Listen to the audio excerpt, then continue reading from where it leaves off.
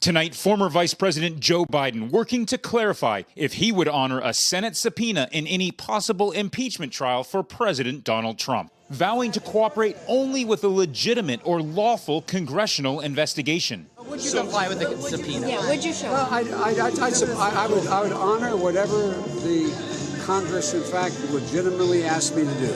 His comments coming after he told the Des Moines Register Friday that he would not submit to a Senate subpoena. The reason I wouldn't is because it's all designed to deal with Trump doing what he's done his whole life, trying to take the focus off him.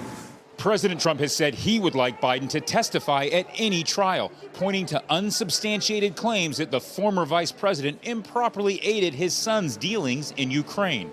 Today, Biden took to Twitter to clarify his remarks. I have always complied with a lawful order and cooperated with legitimate congressional oversight. This impeachment is about Trump's conduct, not mine.